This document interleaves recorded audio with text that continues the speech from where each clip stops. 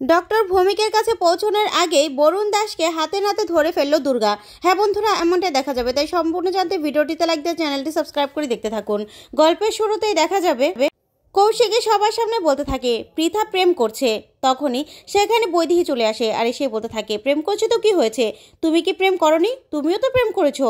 তোমার প্রেম কাহিনী নিয়ে তো আবার সমরেশ উপন্যাসও লিখে ফেলেছে, তাহলে তুমি প্রেম করতে পারবে আর আমার নাতি প্রেম করলেই দোষ? তখন কৌশিকী বলতে থাকে না কাকিমণি, ভালোবাসাটা কোনো দোষের নয়, কিন্তু ও যাকে ভালোবেসেছে না সে একজন ক্রিমিনাল আর সে একজন ডেলিভারি বয়। যা শুনে সবাই চমকে যায়। তখন পৃথা বলতে থাকে তুমি কি করে জানো, তোমার সোর্স কি? তখন কৌশিকী বলতে থাকে আমি জানি, আমি সবটা জানি। বুঝতে পেরেছো? তুমি সারা রাত ডিস্কে ছিলে, ওই ছেলেটার সঙ্গে তুমি সারা রাত ছিলে, আর তুমি মদ খেয়েছো, নাচ করেছো। তখন এই কথাগুলো শুনে অবাক হয়ে যায় সবাই। তখনই পৃথা বলতে থাকে তুমি মিথ্যে কথা বলছো, তুমি একদম মিথ্যে কথা বলছো, আমি কিচ্ছু করিনি। বুঝতে পেরেছো? আমি কিচ্ছু করিনি। ঠিক তখনই দেবু পৃথাকে ঠাসিয়ে একটা চড় মারে। তখন প্রীতি বলতে থাকে দেবু। তখন দেবু বলে একদম চুপ, ও কৌশিকীর সঙ্গে এরকম করে কথা বলার সাহস কি করে পায়? কি করে পায় এত বড় সাহস? শোনো, তুমি এই বাড়ি থেকে একদম বেরোবে না। তখন কৌশিকী বলতে থাকে শোনো পৃথা, তোমার বয়স তো কম, তুমি এখনো কিছু বুঝতে পারছো না, কিচ্ছু বুঝতে পারছো না। ওই ছেলেটা একজন ডেলিভারি বয়, বুঝতে পেরেছো?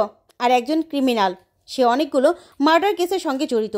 তুমি এখন বুঝতে পারছো না, তাই তুমি এই বাড়ি থেকে বেরোবে না, একদম বেরোবে না। তোমার বেরোনো বারণ, যতক্ষণ না আমি বলছি। তখনই বৈদেহী কৌশিকীকে বলতে থাকে কি কৌশিকী, কি তুমি কোথা থেকে জানলে এত কিছু? এত কিছু তুমি কি করে জানলে? তখন কৌশিকী বলতে থাকে জেনেছি কাকিমণি, জেনেছি। কেন? তখনই বৈদেহী বলতে থাকে কিছু একটা তো ঘটানোর চেষ্টা করছো, কিছু একটা তো জানো তাই না? শুনলাম স্বয়ংবর বন্দুকও নাকি পাওয়া যাচ্ছে না, চুরি হয়ে গেছে। তাহলে? তখন এই কথাতে কৌশিকী বলতে থাকে তুমি আমাদের ঘরের বাইরে আড়ি পাচ্ছ, তুমি সব কিছু জানার চেষ্টা করছো তাই তো? তখন বৈদেহী বলতে থাকে হ্যাঁ, তো তাতে সমস্যা কি? তখন কৌশিকী বলে তোমার না একদম কলতলা কালচার হয়ে গেছে। তখন এই কথা বলে কৌশিকী সেখান থেকে চলে গেলে দেবু পৃথাকে বলতে থাকে তুমি এই বাড়ি থেকে একদম বেরোবে না, আজকে থেকে তোমার এই বাড়ি থেকে বেরোয়া নিষেধ। তখনই প্রীতি বলতে থাকে দেবু। তখন দেবু বলে একদম না, কেউ কৌশিকীর উপরে একদম কথা বলবে না। কৌশিকী যখন বলেছে ও এই বাড়ি থেকে বেরোবে না, বুঝতে পেরেছো? এই বলে দেবু সেখান থেকে চলে যায়। ঠিক তখনই দেখা যাবে পিতার ফোনে ফোন আসে। তখনই বৈদেহী পিতার কাছে গিয়ে ফোনটা ধরে দেখতে পায় যে বরুণ দাস ফোন করেছে। তখনই বৈদেহী ফোনটা রিসিভ করে। ওই পাশ থেকে বরুণ বলতে থাকে পিতা, তুমি প্লিজ আমার কথা শোনো, আই লাভ ইউ। শোনো, আমি তোমাকে খুব ভালোবাসি, তুমি কি আমার সঙ্গে দেখা করতে পারবে? তখনই বৈদেহী বলতে থাকে বরুণ দাস ফোন করেছে পিতা, তোমার সঙ্গে দেখা করতে চায়, কথা বলতে চায়। তখনই এই বলেই পিতাকে ফোনটা দিয়ে দেয় বৈদেহী। ওইদিকে সানভি বলতে থাকে মম, তুমি এটা কি করছো? বর্তি বললো শুনলে না, ওর সঙ্গে কথা বলা নিষেধ। তখনই প্রীতি বলতে থাকে আমার মেয়ে কথা বলবে, আমার মেয়ে যাকে ভালোবাসে তার সঙ্গে আমার মেয়ে দেখা করবে, কথা বলবে, আমি বলছি। ঠিক তখনই পৃথা বলতে থাকে কিন্তু মম, মানিমণি। প্রীতি বলতে থাকে সেটা আমি দেখে নেব, তুমি যাও। এই বলে পৃথাকে বের করে দেয় প্রীতি। ওইদিকে সানভি অবাক হয়ে তাকিয়ে থাকে।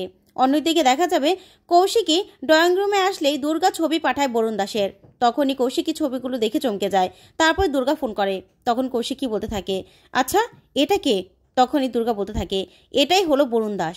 বুঝতে পেরেছো? তো সুবিধার জন্য ছবিগুলো পাঠালাম, ওর না ত্রিকুটি কুষ্টি সব চাই আমার।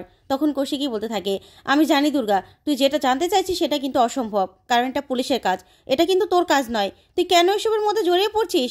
তখন দুর্গা বলতে থাকে দরকার আছে কৌশিকী, দরকার আছে, কারণ এই ছেলেটা একটা ক্রিমিনাল, ওর সব কিছু আমার জানার দরকার আছে।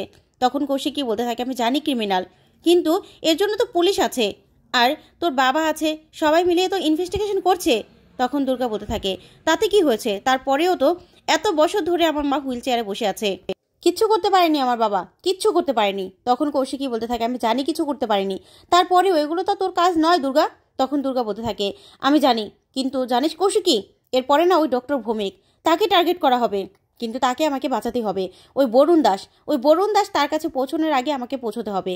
তখন কৌশিকী বলতে থাকে কি বলছিস তুই, ডক্টর ভৌমিক মানে? তখন দুর্গা বলতে থাকে হ্যাঁ, সার্জন, যে কিনা ব্রেনের অপারেশন করে, মনে নেই আমার মায়ের যারা অপারেশন করেছিল, এই যে ডক্টর বাচু সেন আর এই ডক্টর ভৌমিক, তারপর আরও ডক্টর ছিল তো, সেই সময় তো আর আমি ছিলাম না, তোর কি মনে নেই? তখনই কৌশিকী সবার কথা ভাবতে থাকে আর বলতে থাকে কি বলছিস তুই দুর্গা বলতো? তখন দুর্গা বলতে থাকে হ্যাঁ রে কৌশিকী, এর মধ্যে অনেক কিছু আছে, অনেক কিছু, একজন একজন করে সবাইকে সরিয়ে দেওয়া হচ্ছে, আর ওই সব কিছু করছে ওই বরুণ দাস। তখনই কৌশিকী বলতে থাকে, কিন্তু এই সব কিছুর পিছনে কে রয়েছে এই সব কিছুর পিছনে? তখনই দুর্গা বলতে থাকে, আমি জানি এই সব কিছুর পিছনে কে রয়েছে তো সতীন, ওই যে তো সতীন। তখনই কৌশিকী বলতে থাকে, কি বলছিস দুর্গা, বলতো তুই কি বলছিস এসব? তখন দুর্গা বলতে থাকে, কি ভেবেছিস আমি কিছু জানি না? আমি সব কিছু জানি, সব কিছুর খবর আমি নিয়ে নিয়েছি, বুঝতে পেরেছিস? ওই যে দিব্যা সেন তোর বরটাকে তো ভালোবেসেছিল, তাই না? তোর বরটাই তো ভালোবাসা সাড়া দেয়নি, তাই তো এসব কিছু করছে আগের থেকে, আমি জানি তো। তখনই এই কথা শুনেই কৌশিকী অবাক হয়ে যায়, বলতে থাকে, শোন দুর্গা, আমি না তোর গুরুজন। তখন দুর্গা বলতে থাকে, হ্যাঁ তাতে কি হয়েছে, আমি না এখন ইয়াং, আর তুই না বুড়ো হয়ে গেছিস, বুঝতে পেরেছিস? তাই আমরা বেস্ট ফ্রেন্ড। তারপরেই কৌশিকী বলতে থাকে, তা তো বুঝলাম, কিন্তু এই সব কিছুর পেছনে পৃথার সঙ্গে কি সম্পর্ক? তখনই দুর্গা বলতে থাকে, আসলে আমার বোনটাকে ওই ছেলেটা কিছু একটা কারণে তো ফাঁসিয়েছে, সেটা তো আমি ঠিক বুঝতে পারছি। তুই না আমার বোনটাকে বাঁচাবি আমার বোনটাকে। তখন কৌশিকী বলতে থাকে, তুই চিন্তা করবি না, তোর বোনকে বাঁচানোর দায়িত্ব আমার, তুই একদম চিন্তা করবি না। তখন দুর্গা বলতে থাকে, হ্যাঁ তাহলে না তুই দেখ, আমি এই দিকটা দেখছি, তুই শুধু ওই ছেলেটার সব খবর আমাকে নিয়ে দে। তারপর দেখা যাবে ফোনটা রেখে দিলেই কৌশিকী সাইডে দাঁড়িয়ে কাউকে কথা শুনতে দেখে। তখন কৌশিকী বলতে থাকে, কে? তখনই উৎসব বেরিয়ে আসে। তখন কৌশিকী বলতে থাকে, কিরে উৎসব তুই এখানে? তখন উৎসব বলতে থাকে, আসলে না আমি রান্নাঘরে গিয়েছিলাম, তাই দেখলাম যে তুই কারোর সঙ্গে কথা বলছিলি। তখন কৌশিকী বলে, না তুই আড়ি পেতে কথা শোনার চেষ্টা করছিলি, তাই তো? কি হচ্ছে এসব উৎসব, কি হচ্ছে? কাকিমণি জগদ্ধাত্রীর রুমে আড়ি পেতে আছে, আর তুই এখানে আমার কথা শুনতে চাইছিস কেন? তোরা কি করতে চাইছিস বলতো? তখন উৎসব বলে, না কিছু করতে চাই না। তখন কৌশিকী বলে, যা অফিসে যা, অফিসে অনেক কাজ রয়েছে। তখনই উৎসব বলতে থাকে, হ্যাঁ যাচ্ছি। তখন উৎসব মনে মনে বলতে থাকে, বডি এমন এক প্ল্যান করে রেখেছি না, দেখ না তোর মেয়ের বিয়ের দিন না শ্মশান হয়ে যায়।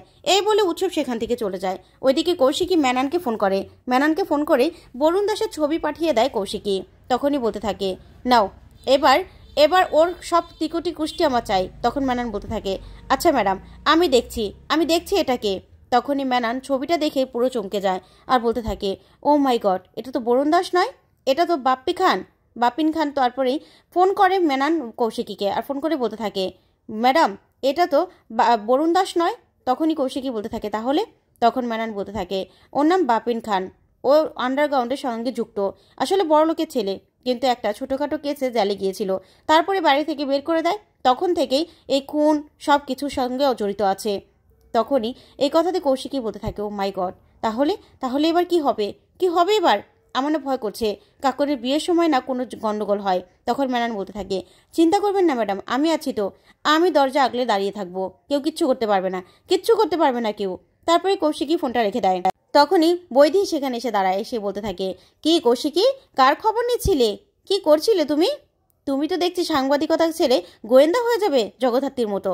তখন কৌশিকী বলতে থাকে, না কাকিমণি, আমি গোয়েন্দা হচ্ছি না, আমার এই বাড়িটা সামলানোর কাজ, আমার বাড়ির মানুষগুলোকে সামলানোর কাজ, বুঝতে পেরেছো?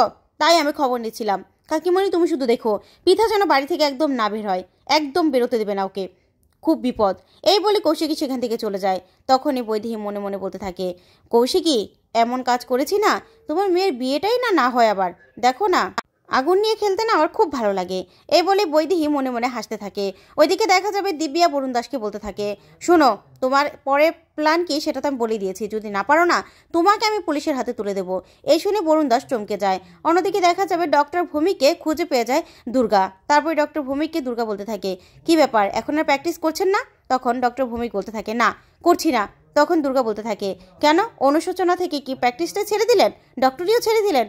তখনই ডক্টর ভূমিক চমকে যায়, আর দুর্গার ফেস দেখালেই তখন তো ডক্টর ভূমিক ভয় পেয়ে যায়। তো বন্ধুরা, আজকের আপডেটটি কেমন লাগলো কমেন্ট করে জানাতে ভুলবে না। ধন্যবাদ।